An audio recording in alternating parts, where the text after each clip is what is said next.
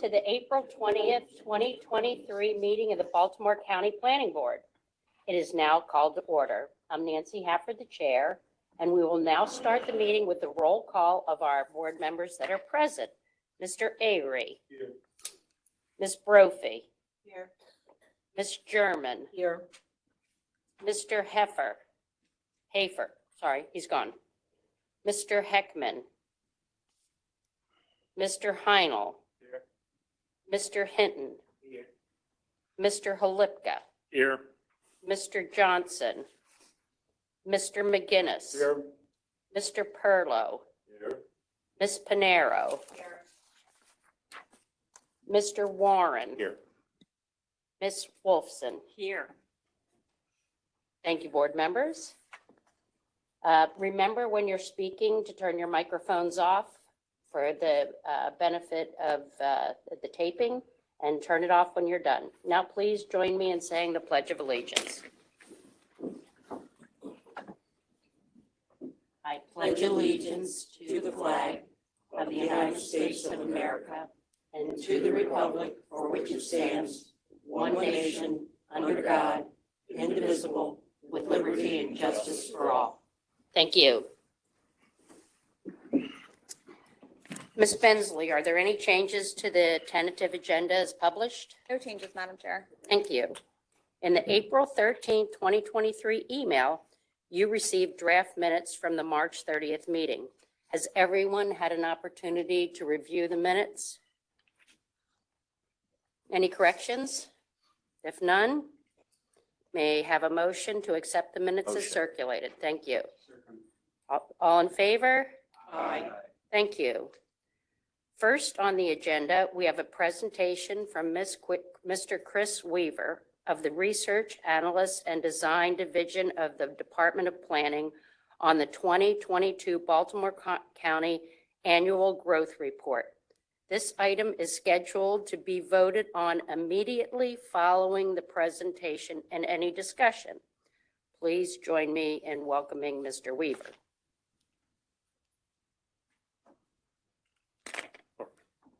Thank you, Chairwoman Hafford, members of the Planning Board. You've all received a copy of the 2022 Annual Growth Report. I'm just here to sort of go over and highlight what's in it. The land use article of the Annotated Code of Maryland requires that charter counties provide an annual report on growth. This report will be due on July 1st of 2023. This report summarizes residential and non-residential development in Baltimore County and analyzes whether the new development is consistent with the county's growth management policies, Master Plan 2020 land use goals, and state smart growth principles.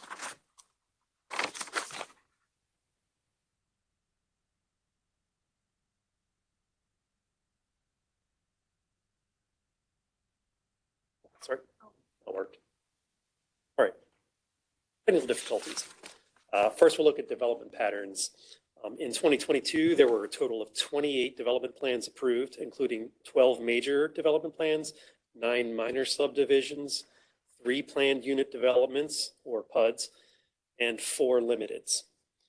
Total number of residential units approved in those plans was 2,310. Of those, 59% are single-family attached, 35% are multifamily, 4% are single-family detached, and 2% are single-family semi-detached. 98.7% of those units are proposed are inside the URDL.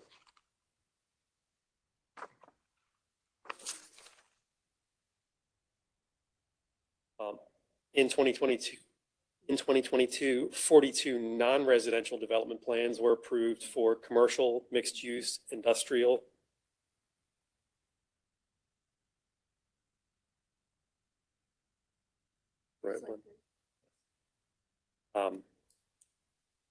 industrial and office uses totaling 6,141,559 square feet of approved space.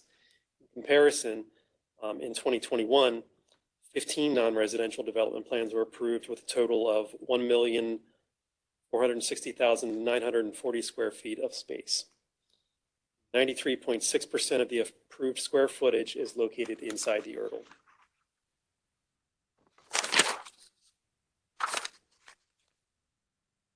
In 2022, the number of constructed residential units with occupancy permits was 1,230.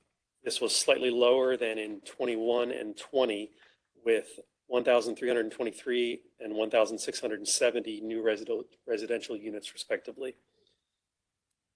Of the 1,230 new residential units permitted for occupancy in 2022, 91.2% of the units were within the URDL. And here you can see the distribution of the units by type.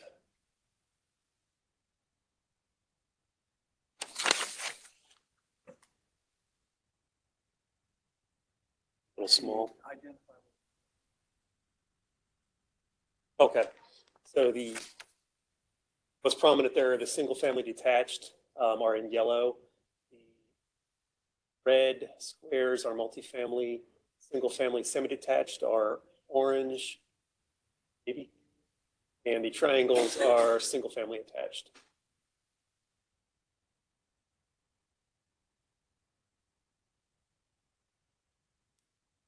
.5% of all non-residential permitted construction was situated within the URDL. Occupancy permits for the non-residential construction indicates that industrial development was the largest use type. It accounted for 42% of the total floor area among new buildings.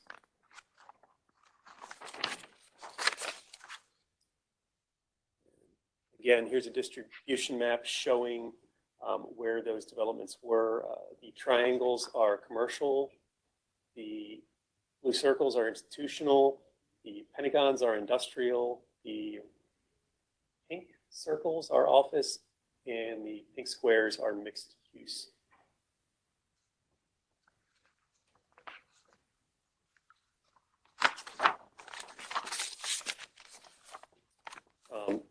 Our development capacity model was updated to include numbers that reflect development through the end of 2022 and with the current zoning.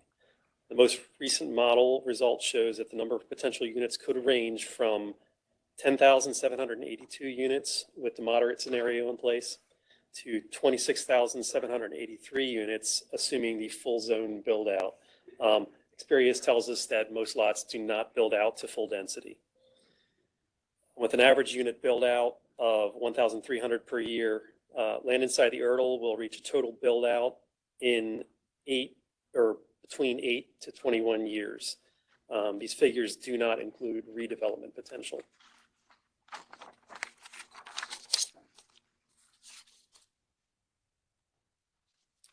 Moving on to public facilities. In the 2021 to 22 school year, full-time enrollment of 4 elementary schools, 1 middle school, and 3 high schools were at or over 115% of their state-rated capacity. A school impact analysis was performed for each proposed development project with a residential component that falls within these districts of greater than 115% state-rated capacity. Rossville Elementary was new for the 21 to 22 school year. 2 schools, Red House Run and Summit Park Elementary Schools, are anticipated to be completed in the middle of school year 2023, but the associated boundary changes and capacity relief will not be effective until school year 2024.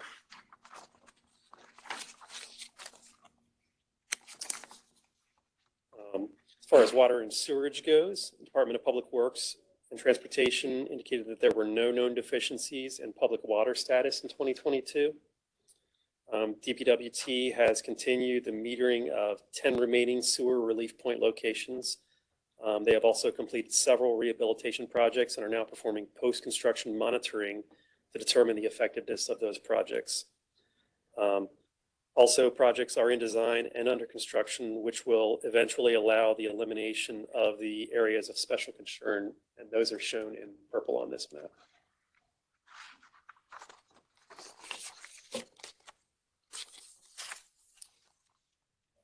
As far as transportation goes, there's 12 F-level intersections and 1 E-level intersection proposed in the 2022 Basic Service Transportation Map, which would control development. And those intersections are listed here. I'm not going to say all of them. You guys can look them up in the report if you're really interested. In 2022, 29 road projects were constructed or extended, totaling 4.96 miles. Sorry. 100% of the total mileage of those new roads was within the URDL, and those projects can be seen here. Again, probably easier just to read in your report.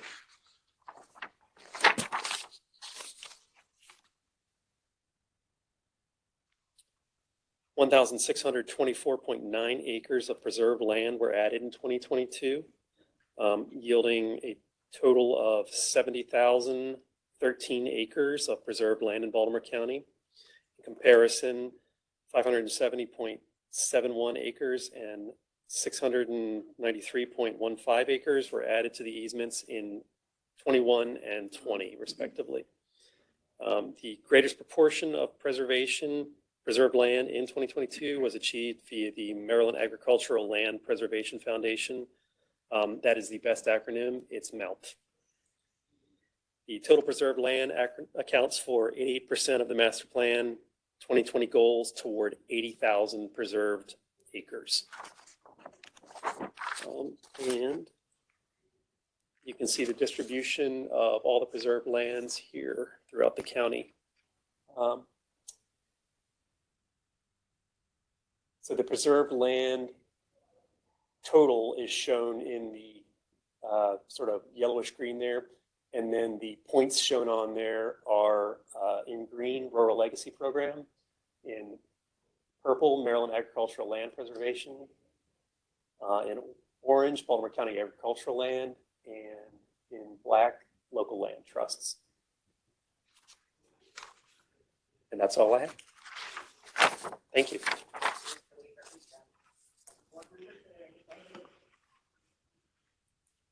Weaver, you mentioned in your report that there was 10 to 20,000 units. Can you explain the break?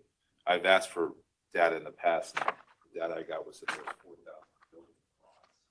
Is that including apartments, or did it make up that unit? So are you referring, hold on a second here.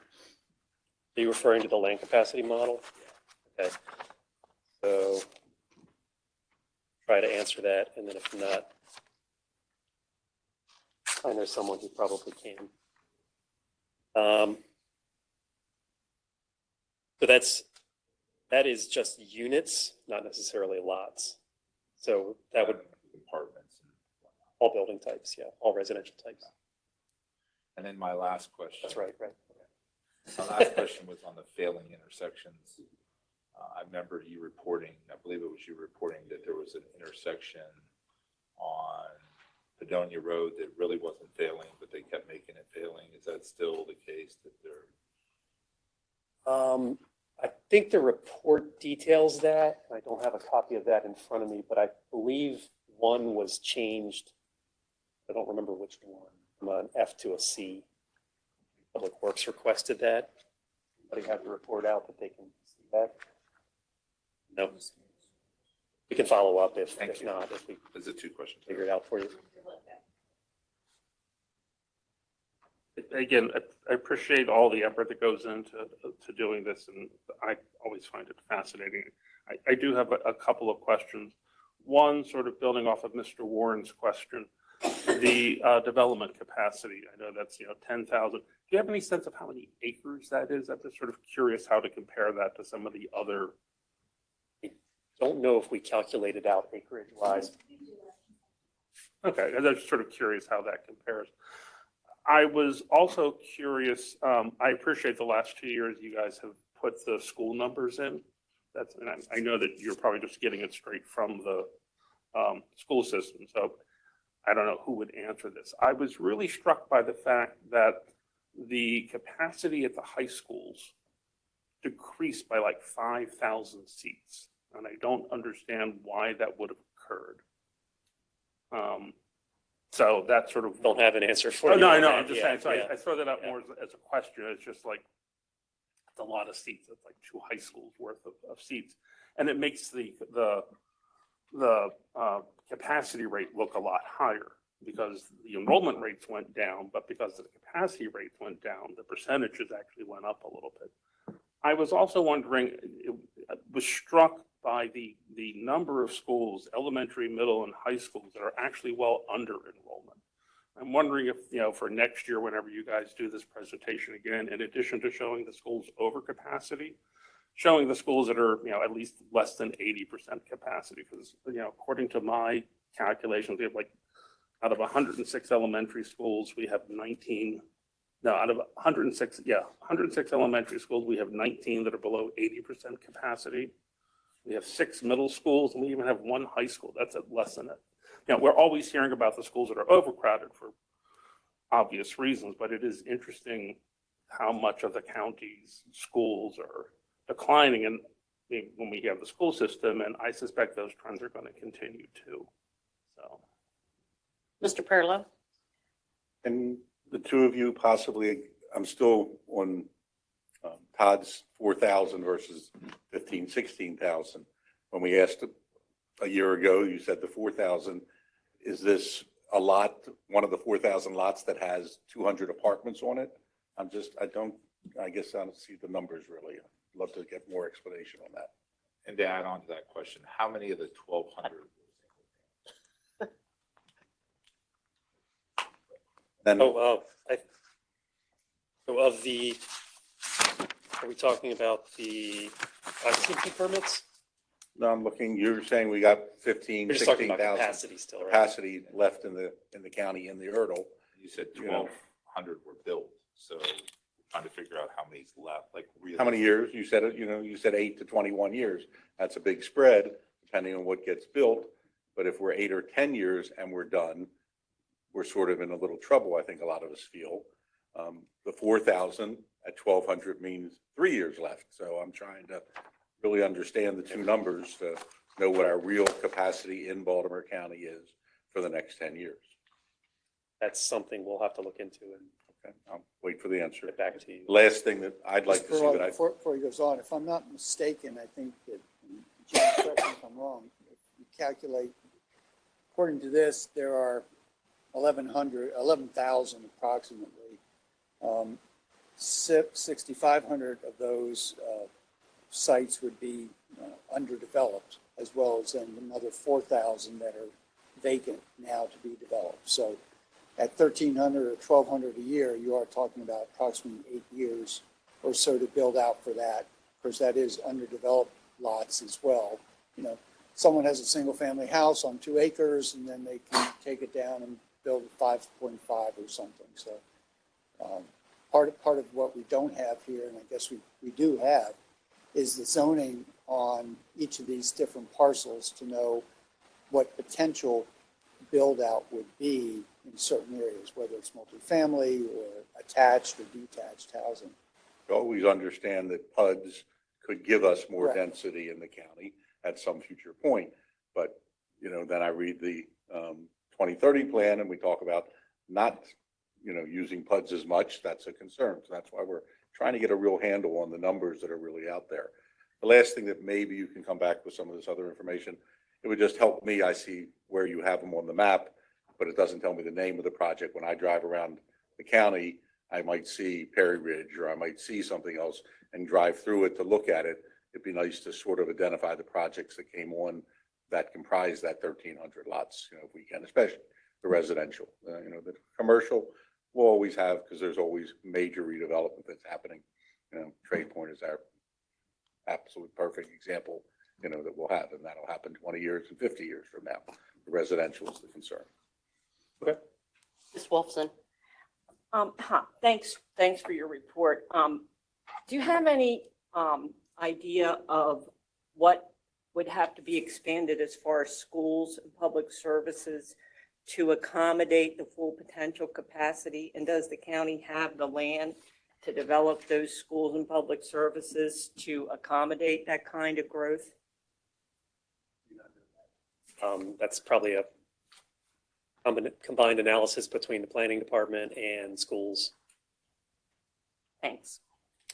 Any other questions from the board? One question from Steve, maybe, I don't know if they can do. I'm looking at the sign that says Erdel. Mr. McGinnis and I have been on 12, 15 years, but the rest of us, maybe it'd be nice to have a little half hour one time on really what the Erdel, and we know where the lines are. We understand that we're supposed to try to develop in it, but maybe the enabling legislation, maybe somebody that can really explain it to us. I know it can be expanded a little bit, when we have to, we've done that. But it might not be a bad class for us to get a little understanding of. Okay. I'm also curious, you were saying this is state mandated. I was trying to look up some of the other jurisdictions. My impression is that most of the other jurisdictions in the Baltimore metro area, and if I was reading Howard County's model right, they've got 2% of their land still undeveloped. Carroll County, I think, had around, they said they have a capacity for around 13,000 units. Harford County hadn't quite found. But is there anyone who puts this all together? I mean, we focus on the county, but is there anyone talking at the metro level? Just how much growth capacity have we given ourselves? Because it feels like we don't have a lot. I mean, we've pushed out Baltimore City, Baltimore County used to be 80% of the metro population. Now it's like 50%. So clearly we've had a lot of expansion outwards, but as those places limit themselves, it would just, is it the Baltimore Metropolitan Council? Anyone have that kind of number? Steve, you're nodding yes. It'd be the BMC. Okay. We could try to pull that together. I can try and contact them. Okay. Any other questions from the board? Just my last comment, I just wanted to reiterate what I kind of would like to see, is I'd like to see what of that 1,200 units last year, how many of those were one unit, either townhomes or houses or whatever, one unit. Because I think this is an overstatement of the capacity. I think the capacity is probably 3 years or 3.5 years and not 8 or 12. And that may be. Okay, thank you. Madam Chair, if I may, to your last question, Mr. Warren, on page 6 of the report, it indicates the unit types that comes up to the 1,230. For instance, there were single-family detached was only 19 units. And this again goes back to 22 occupancy permits. So units could have been constructed or under construction, but this is referencing the permits that have been granted for occupancy. Whereas multifamily was 534.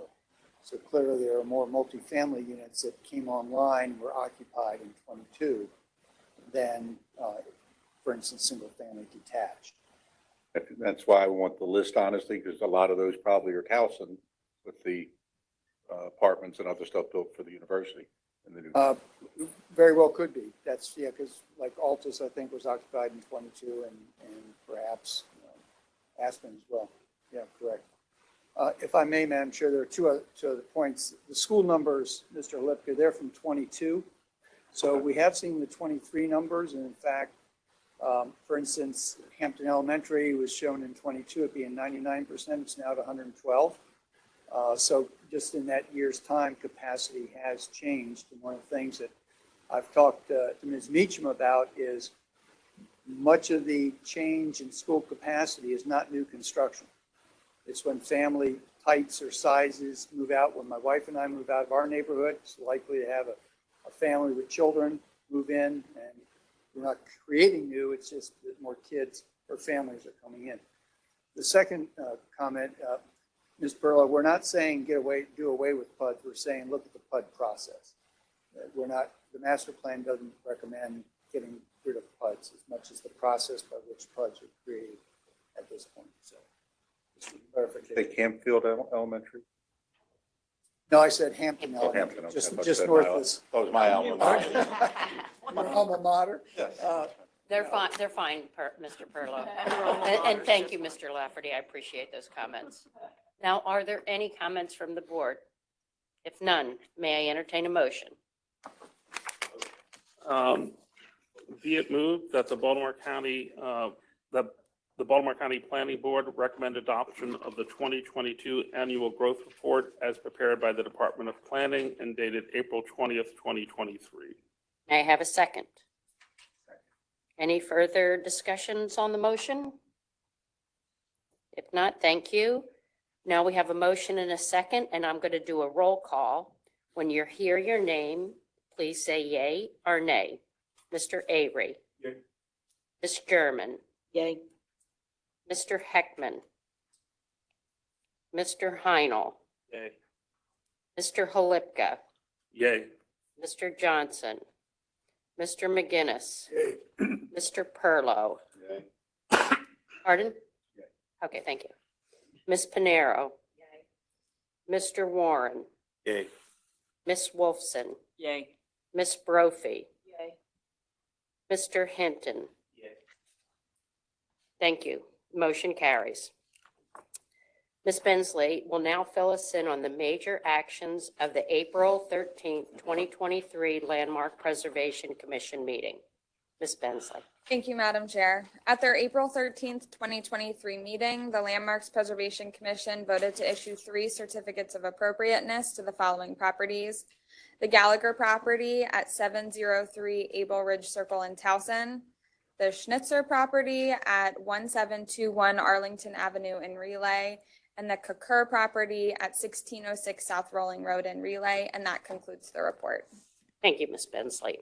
Now, Ms. Bensley will fill us in on legislation recently passed by the County Council following our last meeting. Thank you, Madam Chair. Bill 11-23 zoning regulations Honeygo Overlay District for the purpose of prohibiting panhandle lots in the Honeygo Overlay District after a certain time, defining an urban forest patch conservancy area and setting certain limitations on disturbing such areas in the Honeygo Overlay District, amending the authorization to accept a fee in lieu of providing the required open space in certain areas of the Honeygo Overlay District, and generally relating to the Honeygo Overlay District. Resolution 4-23, adoption of the Rexton Riderwood Lake Roland Area Plan. A resolution of the Baltimore County Council to adopt the Rexton Riderwood Lake Roland Area Plan as amended as part of the Baltimore County Master Plan 2020, and that concludes the report. Thank you, Ms. Bensley. This is the conclusion of our agenda. We will reconvene for a public hearing at 5 o'clock. Can I have a motion to adjourn? Second? Second. All right. Madam, Chair, just wanted, as a reminder for the board, that the Baltimore County Master Plan 2030 had been online for 2 weeks to receive comments. Those comments are being gathered, and with the intent that on May 4th, when it's introduced to the board, that edits will be made to that document so that you'll get the benefit, hopefully, in the presentation, not only the methodology, but how we're addressing many of those comments. That will be a virtual meeting on May 4th. And as you and I previously discussed, Madam Chair, the public hearing itself on May 18th will also be virtual so that we can accommodate more members of the public, with the intent of coming back on June 2nd, the first meeting in June, as a time for deliberation and discussion about the master plan, and then a vote the third meeting of June. So it takes a little bit longer than normally when we have the public hearings, but because of the nature of the master plan and the desire to get good feedback and dialogue between the members, that's the program that we're recommending. Thank you, Mr. Lafferty. The board have any questions about that? Okay. Then we'll adjourn and we'll reconvene at 5 o'clock. Thank you. I missed the last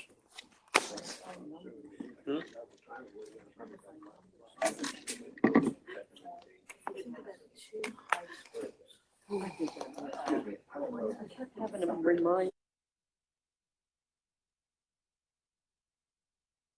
Okay, good evening, everyone, once again, and welcome to the Baltimore County Planning Board public hearing for the Bedford property. The public hearing is now called to order. I'm Nancy Hafford, the chair of the Planning Department, and we'll now do a roll call to count for the board members that are present. When you hear your name, please say aye. Mr. Avery. Aye. Ms. Brophy. Aye. Ms. German, Aye. Mr. Hafer, Mr. Heckman, Mr. Heinl, Aye. Mr. Hinton, Aye. Mr. Halipka, Aye. Mr. Johnson, Mr. McGinnis, Aye. Mr. Perlow, Aye. Ms. Panero, Mr. Warren, Aye. Ms. Wolfson. Aye. Thank you all. At the March 30th, 2023 meeting of the Planning Board, Mrs. Taylor Bensley of the Department of Planning and Mr. Chris Mudd of Venable LLP introduced the Bedford property, a major subdivision on Growth Tier 3, PAI 80-0904. Tonight, Mr. Mudd is here to briefly recap the project, and then the members of the public will have an opportunity to speak on the matter. Please welcome Mr. Mudd. Madam Chair, members of the planning board, thank you for having me back. I promise I'll keep it brief. Do we have the 2-minute clock? I do. I do. I think everybody here is familiar with the development. We're looking on the first sheet here, very close to the Beltway, just north of Seminary Avenue. It's about 21 acres in size. It could yield 10 lots. We're only proposing 6. And you may remember, and this is really the most important part for this evening, that section 5-104 of the land use article of the annotated code of Maryland is why we're here. When you have a major subdivision outside the URDL and really on an area that's going to be served by well and septic, you have to first come to the planning board for recommendation for the subdivision.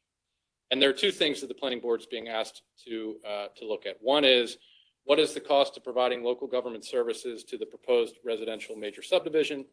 The second is, what are the potential environmental issues or impacts on natural resources related to the proposed major subdivision? So I'm just going to briefly touch on the reasons why we think we really have no impacts at all, or if any, very little minimal impacts. First of all, with regard to the local services, there's a mature road network in the surrounding area. There are no new roads. Can we go to the site plan? Just as a reminder for everybody. That's perfect. That's perfect, sure. So there's no new public roads that are proposed as a part of this development. There is a very small common area here, a common driveway, but all of that is going to be private and privately maintained. There are no school overcrowding issues. When we ran the school impact analysis, all the schools in this area, even with this development, are under 100%. The trash and recycling pickup will occur. Those will be public services. They are going to happen within the private circle, which is something that we've already cleared with Public Works. And they're content with that and actually pleased to get the vehicles off of the road. But there will be no county maintenance with regard to repaving or snow plows.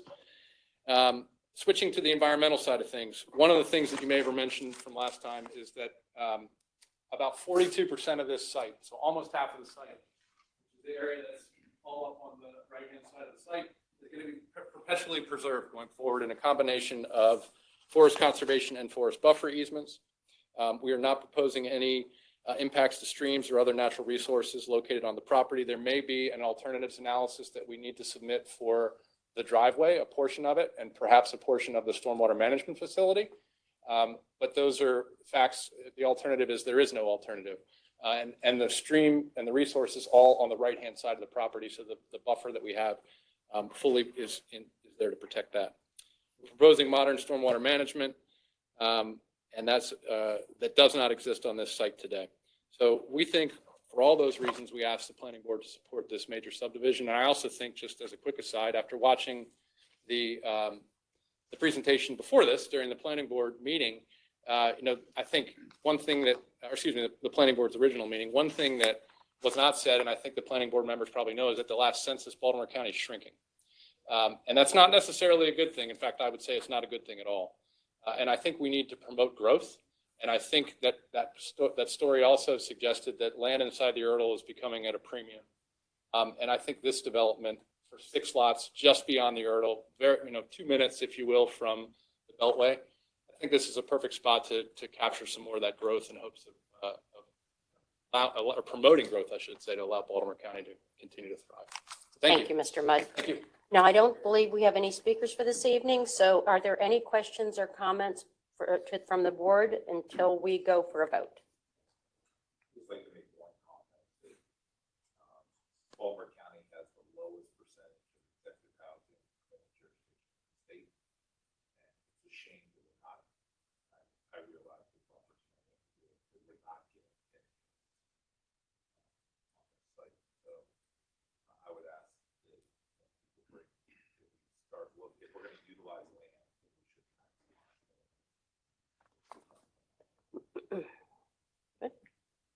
All right, any other questions or comments? If none, do I have a motion to adjourn the meeting, public hearing? All in favor? Aye. Thank you. We're done. Then I guess right away, we're going to reconvene again for another meeting. Because you just like to hear your names called. All right. Good evening again. The public meeting of the Baltimore County Planning Board is now reconvened and called to order. We will start with a roll call to account for all the board members that are present. When you hear your name, please say aye. Mr. Avery. Ms. Brophy. Aye. Ms. German. Aye. Mr. Heinel. Aye. Mr. Hinton. Mr. Halipka. Aye. Mr. McGinnis. Aye. Mr. Perlow. Aye. Ms. Panero. Mr. Warren. Aye. Ms. Wolfson. Aye. Thank you. This evening, we've had an opportunity to discuss and then vote on the Bedford property major subdivision. Staff from the Department of Planning and representatives for the applicants are here to answer any further questions that the board might have as we discuss before we vote. Board members, do you have any outstanding questions? None? If there are no further comments or questions, I will entertain a motion. Be it moved that the Baltimore County Planning Board, upon conducting a public hearing on the matter on April 20th, 2023, resolves that this residential development proposal does not present any undue added costs to government services and has minimal impacts on environmental issues. And the board is supportive of the Baltimore County Growth Tiers designation. This board recommends the Bedford Property Major Subdivision Development Plan be approved to the extent of the authority of the board outlined in the annotated Code of Maryland, Land Use Article, Section 5-104C through F. May we have a second? Second. Is there any other further discussion on this motion? Not, thank you. Now we have a motion and a second. We will do a roll call vote. When you hear your name, please say yay or nay. Mr. Avery. Yes. Ms. German. Yay. Mr. Heckman. Mr. Heinel. Yay. Mr. Halipka. Yes. Mr. McGinnis. Mr. Perlow. Yay. Ms. Panero. Mr. Warren. Yay. Ms. Wolfson. Yay. Ms. Brophy. Yay. Mr. Hinton. Thank you. The motion carries. This is the conclusion of our agenda. Our next meeting will be Thursday, May 4th, 2023. The meeting will be virtual, not viral. Do I have a motion to adjourn the board meeting? Second, all in favor? Thank you all. Thank you, Planning Board, for all your hard work. Department, we greatly appreciate it. And Planning Board for your time. See you next time. This meeting has gone viral. Shared far and wide.